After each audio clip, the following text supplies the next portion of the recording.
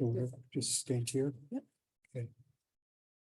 So Sandy, thanks for that, and thank you for the compliment of inviting me to speak with you today. It's so wonderful to have all of you here today as an expression of your focus on one of the really most pressing problems that we face as a region, as a nation, and as a world. So it's terrific to be here in your presence. I agree with Sandy that we're fortunate in many respects to live where we live. The leadership that the Board of Lucas County Commissioners has shown, and more recently, the city of Toledo has shown, really is a strong statement, not only about their vision and their commitment to the welfare, not only of the people, but to the environment that they serve and steward. But it's also a reflection of the kinds of people who live in this part of the world. We're resolute people, we're civic-minded, we're good citizens, and we're always willing to put our shoulders to the wheel. But in the best tradition of American advocacy and rebelliousness, people in this part of the world don't take it well when their governments break the promises that have been made to them. And one of the saddest stories of the last 50 years, there's certainly a number of sad stories in American history about governmental promises being broken, but one of the saddest stories is the loss of the vision and the value that undergirded the enactment of the Clean Water Act in 1972, the companion legislation for the Clean Air Act, and the promise of the regulatory activity that established the vision of the bipartisan legislative action that created these remarkable laws. We know it's beyond a cliche in our current culture that this could not happen again now. Nothing political of any significance or progressive quality can happen in our current gridlock. So it's really a thing of wonder for those of us who lived through that time in the 70s to think that overwhelmingly, unanimously in the Senate, the Clean Water Act passed. And we've had a lot of great activity under that, but sadly, we're starting increasingly to see the promises of the legislation, the promises of the regulatory structure, and the promises of the administrative state, the vision of which really goes back to the New Deal almost 100 years ago. We're seeing all of these things begin to erode. But what's wonderful in my mind is that we can be skeptical, but we as a people are not cynical about this. Skepticism is the proper response. Skepticism is a corrosive response. And I think it is a hallmark of why those of us who live in this part of the world feel so attached to it. It's a hallmark of that spirit that for more than a decade now, our elected officials in this part of the country, in line with the remarkable people who do the work at the Environmental Law and Policy Center in Chicago, have continued to say, we are not going to let you break your promises. We will hold you accountable. I'm mostly today going to talk about the legal activities that our elected officials and others have taken, although I want to say at the start, I am not so insular or naive to believe that legal action alone causes social change. It's an intricate question when you analyze human history and the history of progress, whether it be revolutionary or evolutionary. What role does legal action and legal advocacy play in that? But I am certain in telling you that it plays a role. that it's not insignificant, that it's part of what people need to do when we come together and lock arms and build these coalitions for advocacy and activism, all in the direction of social change. So bear with me because it's just the narrow skill that I have, but I do plan mostly to focus on the legal advocacy that I believe, for what it's worth, is an integral part of what we're all trying to do together as we lock arms and try to say no more degradation of our precious, necessary, and irreplaceable natural resources.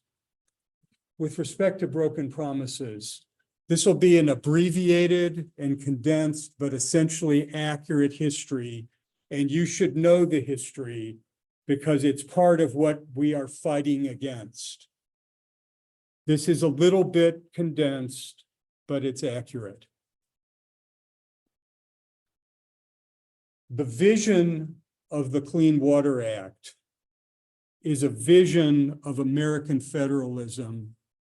And when it was conceived, it was a model for federalism, which is to say the allocation of power and responsibility along the vertical hierarchy of governments from local government up to the federal government. So that's why we have this dual structure of state responsibility and federal responsibility for protecting natural resources. At every step of the way of our state government and in tow our federal government has failed to adhere to its duties with respect to the degradation of the western basin of Lake Erie. The law in brief requires states to monitor the conditions of their navigable waterways, to collect accurate scientific data about those waterways, and to prepare regular reports to the federal government about that. Until we filed a lawsuit to force the US EPA to force the state to do that with respect to the western basin of Lake Erie, they didn't do it. If the science compels the conclusion that a navigable body of water is impaired, the state has to declare it impaired. And if the data, the monitoring data that the state filed with the federal government shows that, and the state declines to do so, the federal government has to declare the body of water impaired. It took a lawsuit despite the inarguably impaired condition of Lake Erie. It took a lawsuit to get the federal government to force the state of Ohio to declare the western basin of Lake Erie impaired. By the way, if you ever want to look any of this up, it's all right there in the public record. I'm not making this up. This isn't a lawyer's spin. This is really the way it happened. Once a body of water that is subject to regulation under the Clean Water Act is declared impaired, the state has a legal obligation to develop an effective remedial plan. It took a lawsuit to force the US EPA to force the Ohio EPA to develop a TMDL.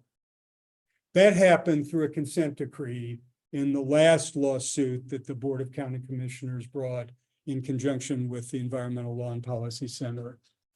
And I'm an optimist, so I thought, finally, we're going to get a TMDL. And we did get a TMDL.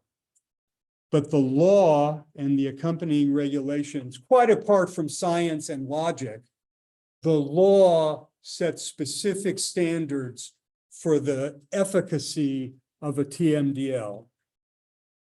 And we all know that Ohio's TMDL relies, for the most part, on voluntary compliance measures and ignores the science of what's causing the harmful algal blooms. And we also know that despite a mountain of objections filed during the regulatory process, citing the Ohio EPA's own data about the source of the problem, Ohio declined to change its draft TMDL, and the US EPA approved that TMDL. Hence, yesterday, we had to file yet another lawsuit. The parties in this lawsuit are the Board of Lucas County Commissioners, the City of Toledo, and the Environmental Law and Policy Center. There's a legal nuance that I'm happy to talk about if anybody's interested that makes this suit procedurally somewhat different from the previous suits, but the focus is the same. We want yet again for the federal court to look directly at the EPA and say, you have violated the law, you have violated your own regulations, you committed an act contrary to law, not to mention an abuse of discretion by approving Ohio's TMDL. We want the judge to say, revoke your approval, identify the 5 specific shortcomings of Ohio's TMDL, and exercise or discharge your mandatory duty when you receive an inadequate remedial plan to create an effective remedial plan. What does an effective remedial plan mean? The law tells you what it means. It is a plan that gives reasonable assurances that the conditions that create the impairment will be alleviated. There's no ambiguity about that. There's no doubt about whether the law says that.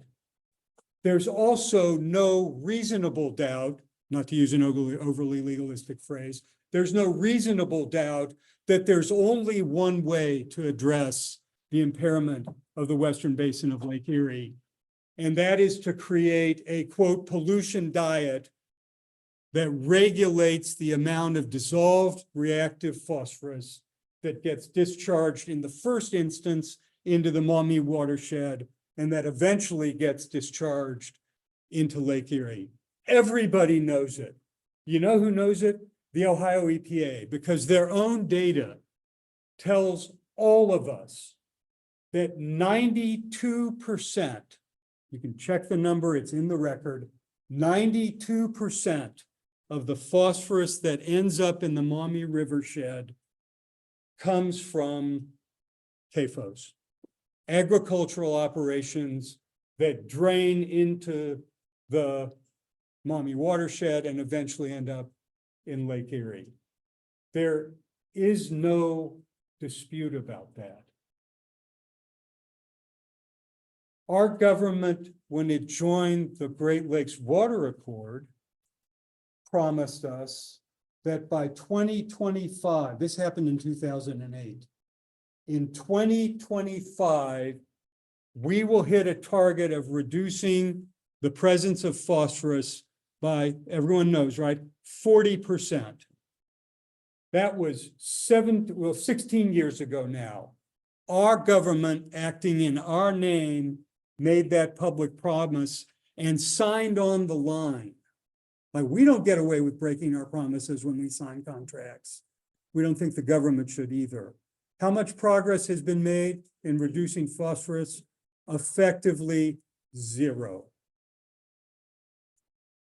All we're trying to do is get our governments to honor their promises that they have made to us and that they have made internationally in our name. That's all this lawsuit really comes down to. I'm going to tell you just a short vignette, and then I'll tell you a little bit about why we believe legally. I'll leave the science to all the brilliant people in this room, which goes way over my head, but I'm happy to tell you legally why there is no doubt that the US EPA acted unlawfully. But I want to just tell you a little vignette because this is one of the ways we think about it. I grew up in a rural area in Kansas, and through my education, I've often heard the jokes about flyover country, and it's a real thing. We know that. But here's a little bit of a twist on the idea of flyover Ohio that seems to me to make the point. As part of the comment process at the US EPA in Region 5, after Ohio had submitted its facially inadequate TMDL, we had the opportunity to meet with the decision makers at Region 5, which is housed in Chicago. And we were all on this big Zoom conference call, and we had these big screens. The size of the screen is relevant only because you could see these faces of the regulators. And I respect many of these people as having goodwill. I don't respect their decisions, and I don't respect their inability to turn the bureaucracy, but some of these are public-spirited people, so I'm not mocking them at all. But you could see their faces there, and they were listening. And I've been in that building working with them before, and they have a really nice view. They're way up in Chicago's airspace. They've got a really nice view of Lake Michigan. And what we told them, I stand behind today. If you looked out your window and saw Lake Michigan looking to you the way Lake Erie looks to us every single summer, there is not a chance in the world you would let the state EPA get away with this. There is not a chance in the world. Your spouses, your lovers, your children, your neighbors, they wouldn't let you back into your home if you said, we're going to address it voluntarily. What you haven't seen, we said to them, is what this looks like. We know you've read all the reports. You may have looked at the videos. You may have seen David's movie. You may have even seen an algal bloom. What you have not seen is what Lake Erie looks like in the summer. If you want to see the pictures from 2014, you've seen them. Why don't you come out here? Why don't all three of you, senior administrators, come out and spend a day with us? And we'll take you up to Point Place and let you meet some of the people that David interviewed in the Erie situation. We'll take you out to where the water treatment plant is. The mayor will come with us. The county commissioners will come with us. We'll have a little governmental extravaganza so you can see what you're dealing with. And if you see it, you will not tolerate it. We asked them 3 times, and they never came. What they did do is issue a form letter. There's a lot of detail in it, and I'm sure it's highly personalized. They essentially issued a form letter saying, we really don't have the authority to second guess Ohio's decision about what's necessary to address algal blooms. That's wrong, but that is in effect what the US EPA said. We're sorry, and this is essentially a quote. We're sorry, we wish the law gave us more authority than it does, but we are hamstrung. That's nonsense, but I don't think you have to be an optimist of the kind I am to say it's also a challenge and an opportunity.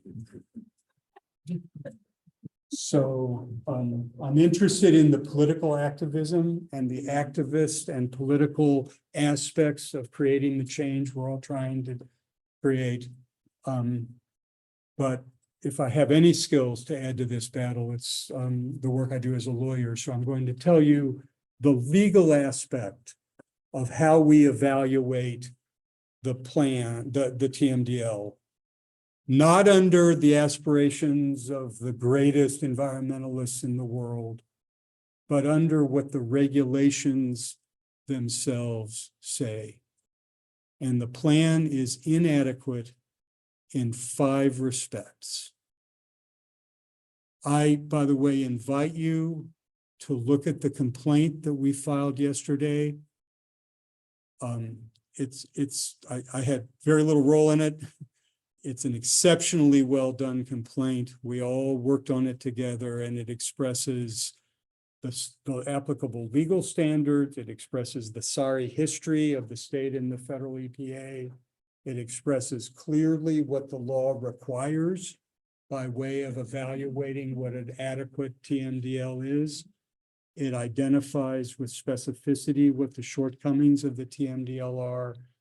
And it's remarkably non-legalistic, given that it's a complaint. So it's not happy reading, but it's interesting reading.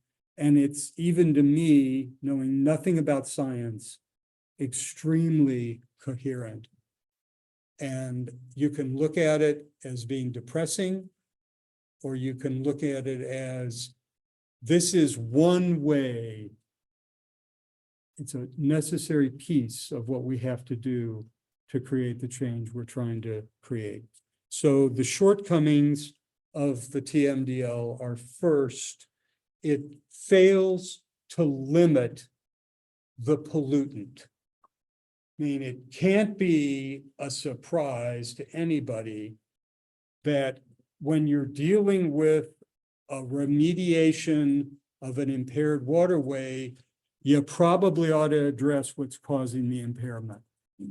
So not surprisingly, guess what? The law says, yes, an effective plan has to address and limit the pollutant. There is no doubt, I think this is the last time I'm going to say it because you all know it better than I, there is no doubt that the degradation of Western Basin of Lake Erie, the harmful algal blooms, are caused by dissolved reactive phosphorus. Logically, there's no way to address 90% of the problem through voluntary measures. I mean, just do the math. It can't happen. You could get 100% cooperation, which has never happened in the history of American voluntarism, and you still wouldn't get a reduction of 92% of the contribution. So there is, and by the way, I'm not going to bore you with citations. They're all in the complaint. We cite every statute and every regulatory provision that makes clear that one of the applicable legal standards is, does the plan limit the pollutant? No, it doesn't. Does it provide waste load allocations?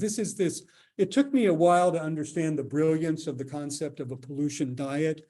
I think I graded against combining something like a diet with something as disgusting as pollution, but it's really kind of a nice way to think about it.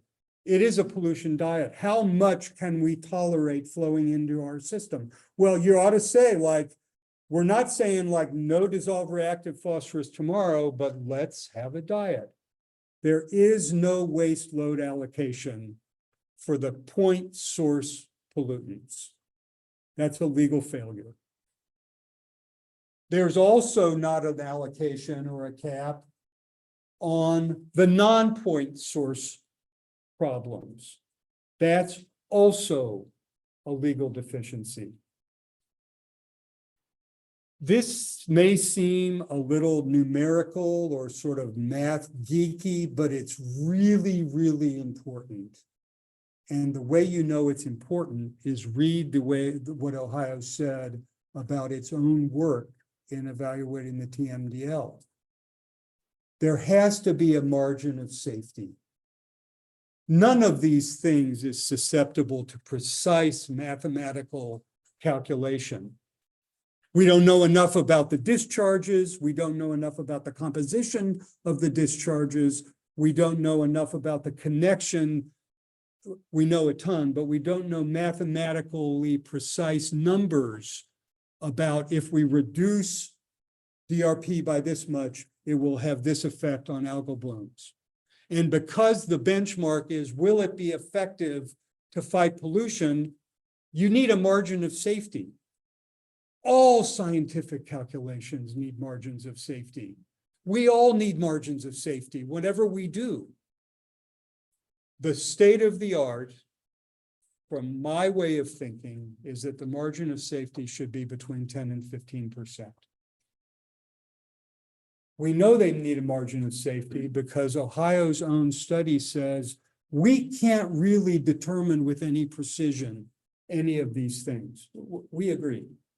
So if you want to make sure you succeed, give yourself a little buffer. How much of a buffer did they give? 3%. To the best of my knowledge, and Katie may know way better, that's the lowest margin of safety that has ever been built into a TMDL. At least it's the lowest that I've ever encountered. And if I'm saying that in a conditioned way, because there's certainly a number of TMDLs I haven't read, but when you read the cases about this, and you read the TMDLs that are most prominent, at least in the ones I've encountered, the margin of safety should be 10, 12, 15%. It's not just a numbers game, because it connects to the last major failing of the TMDL. Not surprisingly, given all these problems, the TMDL does not contain any reasonable assurances of success. Well, leaping lizards, of course it doesn't. There's no way of looking at it and say, I am really darn sure this is going to work, and here's why. But this isn't just because we'd like to have a little comfort that this is all going to work out okay. It's because the law requires reasonable assurances, and they are missing.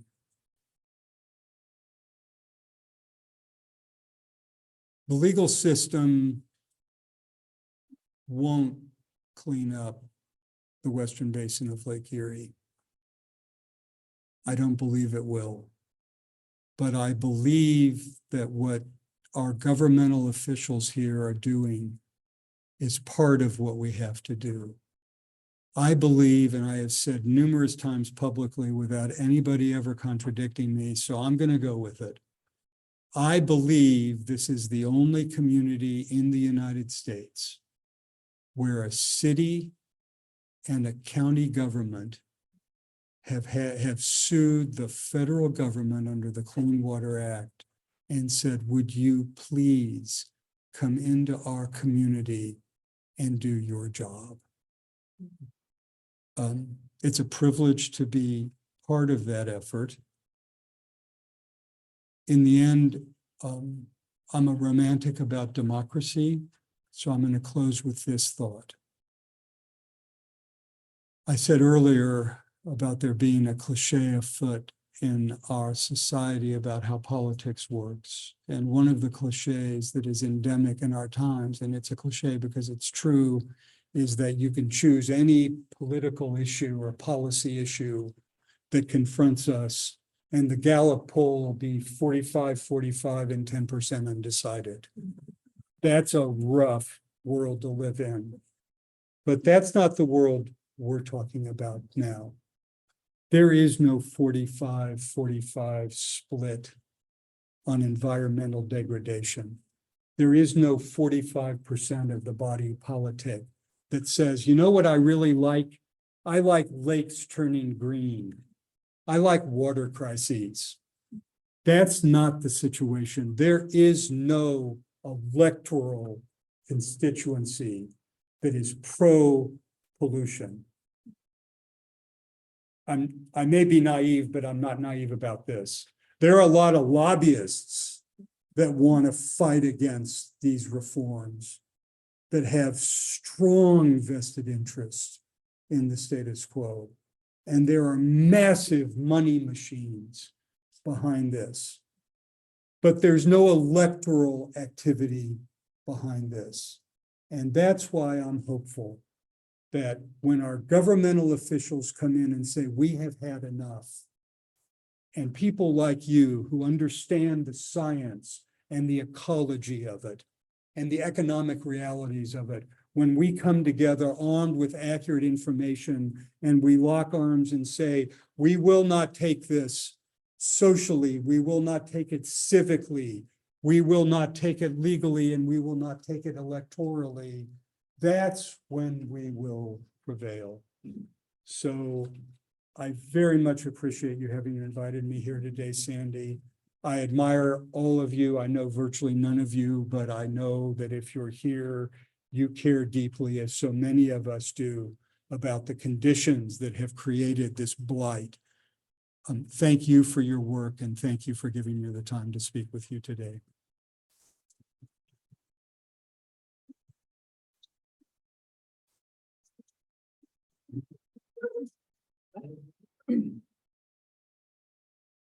EPA has to.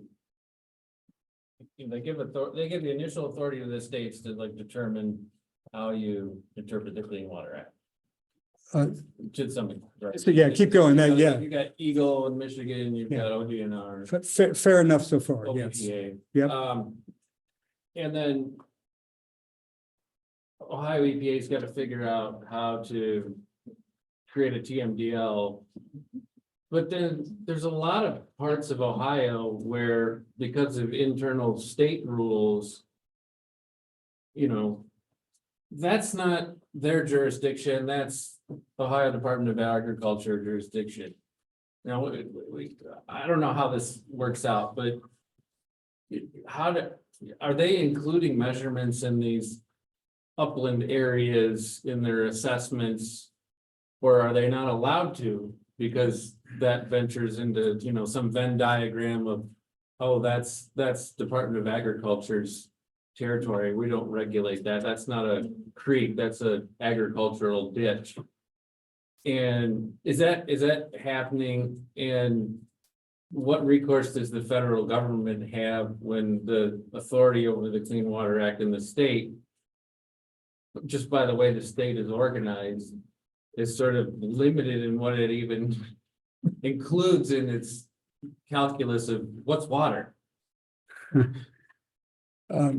It's a tremendous question, and as you well know, it's a very intricate question you've asked.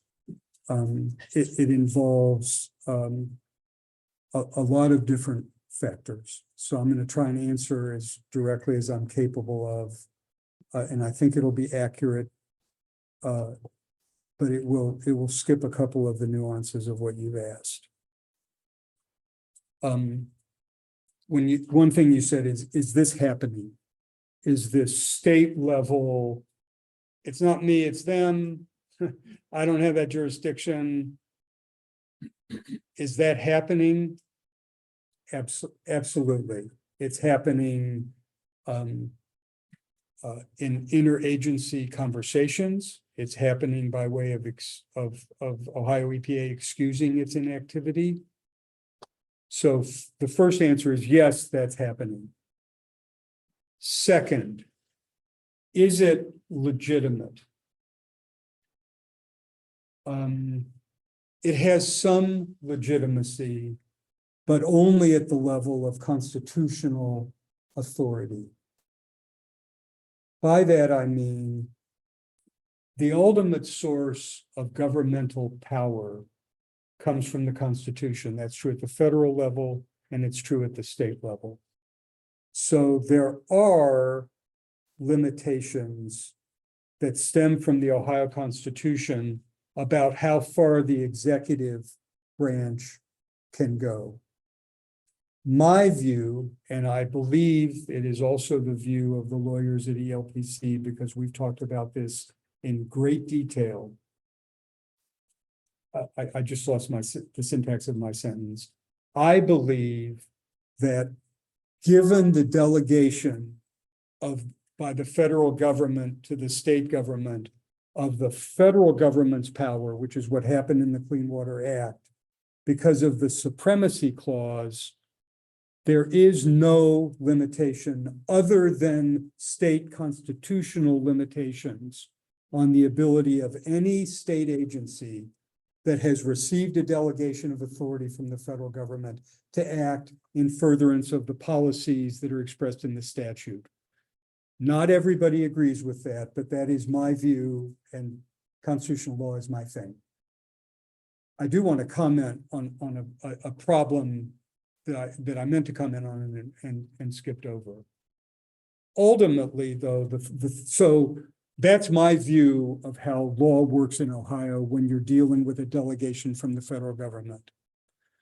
This is not one of the areas that in our constitutional scheme is left to the states. And the United States Supreme Court has not yet said that there has been a federal overreach under the Clean Water Act. We all know, and using a constitutional litigation over abortion as a source of precedent is pointless because we all know they're just making that stuff up as they go. So, but what I do want to say is this is not an area of policy in which anyone can say the federal government has no authority legislating in the area of environmental health, because it is interstate. There's no doubt that it's interstate, and there's no doubt that pursuant to the Interstate Commerce Clause, Congress has the authority to act. So that's the final part of what I want to say, David, is regardless of what a state agency says about the internecine fight between state agencies, the federal government has ample authority to order the state to do what is necessary to achieve the substantive outcomes that are mandated by the Federal Clean Water Act and the United States, the federal regulations that have been issued under that. That's my view. I don't know if I touched on all five. I think those were the 3 points you mentioned, and I tried to touch on all of them. Just a If quick, I missed something, though, please follow up. just a quick follow-up, with regard to that, and with regard to the Supreme Court. I mean, you could get this case could go all the way up to the Supreme Court after administrative law judges and everybody else has had their fingers on it. And it's not exactly a court right now that seems to favor the administrative state. Right. And, you know, when you mentioned these folks at EPA that you're sympathetic to, and I feel that way, you know, I interact with folks like that all the time.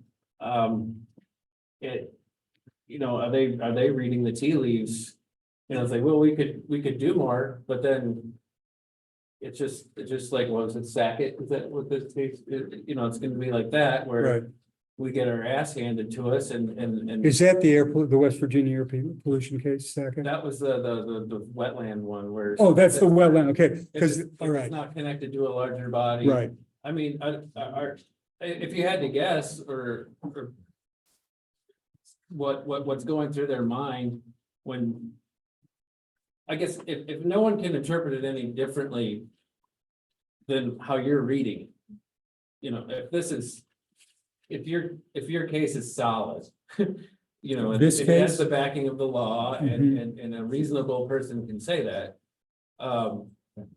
you know, so what do you think is going on in their mind in terms of coming to a decision that is much more favorable to the status quo than enforcement of the Clean Water Act?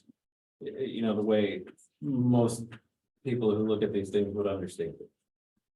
Sandy, may I answer some of this, or do you want me just to get out of here? Yeah, I think people are really, if we can answer it after this, okay, if people want to Unless hear it. anybody wanted to know the answer to that. How about if I get 1 minute? Yeah. I think, I don't know this, but I am sure that there are progressive environmental thinkers in the US EPA who are worried that if they go too far, the case will go to the United States Supreme Court, and the United States Supreme Court will do to the Clean Water Act what it did to the Clean Air Act in the West Virginia case, which is to say there is no constitutional authority whatsoever for an agency to expand its jurisdiction beyond the literal language of the statute. And so we don't find the words, in this instance, harmful algal blooms anywhere in the Clean Water Act. So I don't think the EPA has any authority to do that. That's in effect what happened to the Clean Air Act. And I that's the point I wanted to make.